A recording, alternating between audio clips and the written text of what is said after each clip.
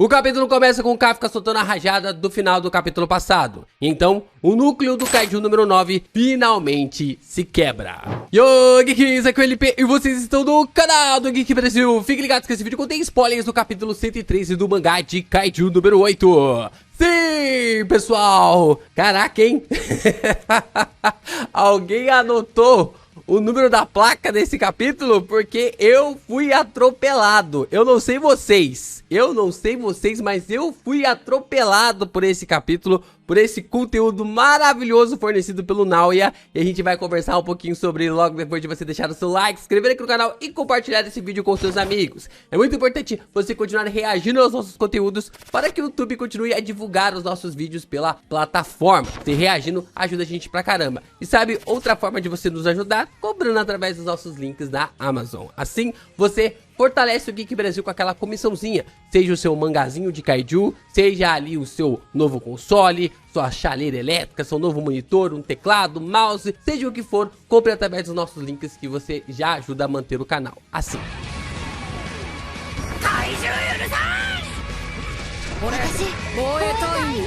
Vamos lá, o Kafka percebe que o núcleo do número 9 finalmente foi quebrado. Ele estala o olho, abrindo a esperança para o fim do combate. Mina e as crianças estão torcendo para o fim da batalha dessa forma. Um dos assistentes da força de defesa declara que o golpe foi certeiro e o núcleo do número 9 foi danificado. Kafka pensa que a batalha finalmente irá acabar. Finalmente acabou. Mas quando ele está se preparando para desfazer a forma completa do número 8, o número 9 lhe chama. O número 9 diz que quer conversar com o Kafka enquanto ele dispara um raio vindo ali do núcleo diretamente para o Prota. Imediatamente, o Kafka é mandado para uma era totalmente diferente dos dias atuais. Vemos o campo de batalha repleto de soldados, samurais, espadas, carroças e alabardas. Você já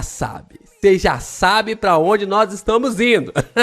Você que é inscrito no canal do Geek Brasil, você já sabe para onde nós estamos indo. Kafka se questiona que lugar era esse e por que esse campo de batalha estaria dentro do número 9. O Prota se questiona mais uma vez onde estaria o número 9 e dessa forma ele tropeça na máscara do samurai fantasma que ele encontrou no templo da força de defesa. Kafka se questiona onde já tinha visto essa máscara. Ele não consegue se lembrar da visão que teve. Então, no meio de toda essa maluquice, surge o número 9 em uma forma quase de uma criança kaiju. Kafka questiona se era mesmo o número 9 e o mesmo acaba respondendo que sim. Ele diz que no começo achava que era apenas uma coincidência o número 8 ter aparecido na sua frente dessa forma, o que deixa o Kafka um pouco confuso. O número 9 diz que quando sentiu aquilo dentro do Kafka mais cedo, aí foi que ele percebeu que sempre foi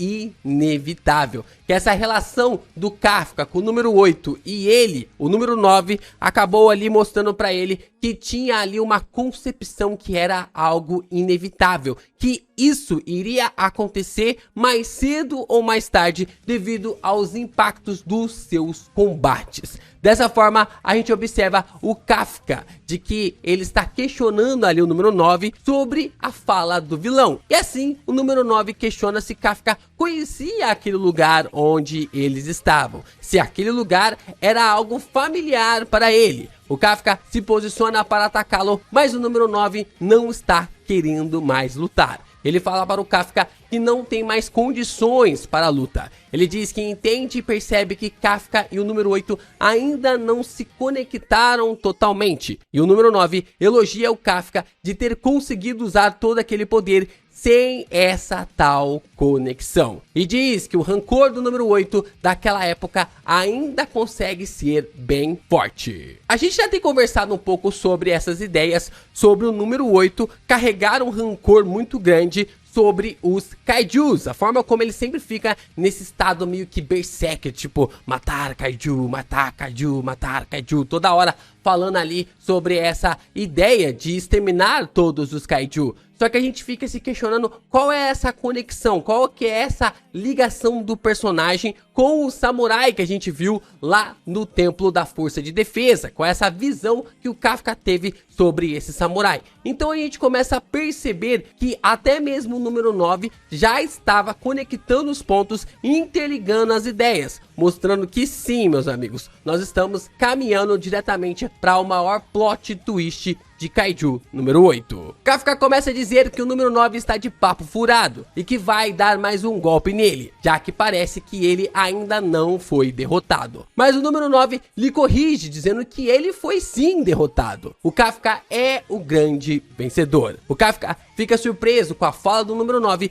e o vilão começa a dizer que logo ele desaparecerá, que suas esperanças foram destruídas. O número 9 diz que Kafka venceu a batalha entre os dois e pela primeira vez o vilão lhe chama pelo nome. Gege Akutami teve que andar para que o Naoya pudesse correr.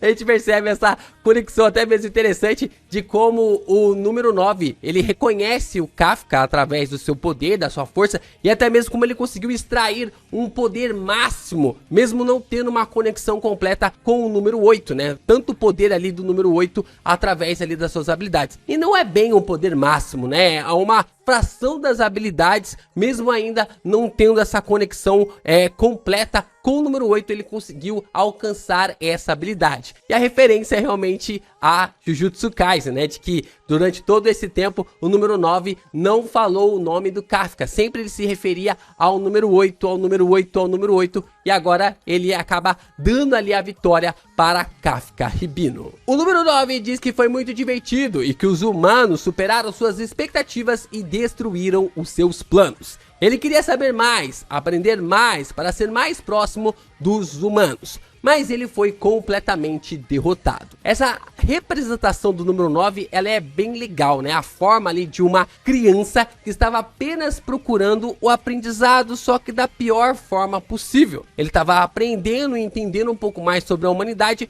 mas esse conhecimento dele era quase como um buraco sem fim. Era sempre querendo mais e mais e mais, e basicamente o que ele estava mostrando para nós é que ele queria nascer como um ser humano, não como um kaiju. E ele, como um kaiju, estava seguindo os passos e as trajetórias dos seres humanos, para trilhar realmente esse caminho como um ser humano. Só que ele ainda estava bem longe dessa visão. Nós estamos vendo a imagem de uma criança que é aquilo que representa para nós como um conceito do começo da jornada, como está ali aprendendo ainda, tendo essa visão de aprendizado. Ou o número 9 se enxergava assim perante os humanos, sobre as coisas tão poucas que ele supostamente sabia, e aquilo, a imensidão de informação que os seres humanos carregam e que ele invejava por não ter. Kafka então fica incrédulo que supostamente derrotou o número 9 e pede para ele parar de mentir. Mas o número 9 começa a dizer que ele não está mentindo. Ele não tem mais nenhuma carta nas mãos. Kafka reforça que ele está mentindo e vemos que o número 8 dentro dele ainda continua dizendo sem parar: matar Kaiju, matar Kaiju, matar Kaiju. Kafka confronta ali o número 9, dizendo que existe algo querendo sair de dentro dele e questiona o que seria isso. Vemos uma massa gigantesca de seres sobrenaturais que se parece uma aura de vários Kaiju saindo de dentro do número 9. O número 8, dentro do Kafka, entra em um estado berserker, dizendo sem parar: matar Kaiju mais uma vez, o que faz o Kafka questionar por que ele está agindo dessa forma tão esquisita. O número 9 diz que o que está acontecendo agora está surgindo contra sua vontade, que ao destruir o núcleo dele, o equilíbrio também foi desfeito. Ele diz que está se tornando nada mais do que uma besta que só pensa em destruição. O Kafka então se lembra das palavras da Mina para ele de que dentro do número 9 existia inúmeros Kaiju. E ele se questiona o número 9, o que ele era. Toda a consciência então do número 9 começa a se fragmentar. E o número 9 questiona como era mesmo que os humanos lhe chamavam e diz que acredita que seja o Me. Ele fica ali meio que começando a falar um pouco sobre o seu nome, ou o antigo nome, ou aquilo que lhe chamavam. E então nós observamos o número 9 diz que havia se lembrado que aquilo que estava selado em seu núcleo era o Kaiju de Meirek. Isso faz Kafka conectar suas memórias novamente, percebendo que a máscara no campo de batalha era do fantasma que ele tinha visto no templo da força de defesa. Agora sim, o Kafka havia percebido que o fantasma que ele tinha enxergado lá no templo era o mesmo ali que tinha essa máscara dentro da visão do número 9. Então, observamos ali fora do Kaiju número 9 e Mina está assustada com o que está vendo. A boca do Kafka se abre monstruosamente e parece que ele está nocauteado. Sangue começa a escorrer da sua boca e nós já entramos em colapso. O número 9 cai, mas cai atirando e faz o seu interior se conectar com o núcleo do Kafka, lhe atravessando e provavelmente lhe destruindo. Bom, meus amigos, tem muita informação neste capítulo, né? Tem muita informação neste capítulo. A gente já começa com o Kaiju Samurai, sendo o Kaiju número 8 mesmo. Será que tem essa conexão? Será que ele tinha ali essa forma realmente de ser o Kaiju Samurai? De ser um Kaiju que decidiu lutar ao lado da humanidade desde o começo da sua concepção? A gente sempre estava achando que poderia ser um híbrido igual o Kafka, mas também tem a possibilidade do Kaiju número 8 ter sido alguém que lutou, que decidiu, que foi criado para defender a humanidade, para acabar com o Kaiju. E essa força meio que berserker que restou ali no Kaiju número 8 hoje é simplesmente aquilo que restou do Kaiju número 8 da época ali de Meirek, né? Ali da época em que os samurais e soldados lutavam contra os Kaiju. Será que a luta do Kafka também pode ser interna? Porque a gente tá observando que esse monstro ele surge ali do lado de dentro, internamente do mundo que o número 9 trouxe o Kafka, mas do lado de fora não tá acontecendo nada. Pelo que a gente viu ali na última página, do lado de fora então não tá acontecendo nada. Então, o que a gente pode esperar disso? Será que é algo mais ou menos do que aconteceu com a Mina? A gente pode observar ali que quando o número 9 arrastou a Mina para dentro de si, aconteceram várias visões, vários pensamentos e ela teve que lutar contra o número 9 dentro também ali do corpo do Kaiju. Então talvez seja algo ligado a isso. Porque se for dessa ideia, o Kafka não está morto, mas apenas seu núcleo se fundiu com o número 9, trazendo à tona o Meirek para lutar contra o Kafka. Nessa visão, então, o que a gente consegue interpretar, o que dá para interpretar é que o número 8, o Kaiju número 8, juntamente com o Kafka, podem lutar contra o Meirek lá dentro do número 9, daquilo que foi gerado ali pelo número 9. E assim, quem vencer vai liberar a sua consciência. Quem vencer vai liberar a sua consciência. E talvez, por exemplo, se o Meirek acabar vencendo, ele libere uma porrada de Kaiju para cima ali, para fora do mundo de Kaiju número 8. E essa também pode ser a chance do número 8 e o Kafka conversarem formalmente pela primeira vez, porque até agora o Kafka não conseguiu falar nada com o número 8, simplesmente é matar Kaiju, matar Kaiju, matar Kaiju.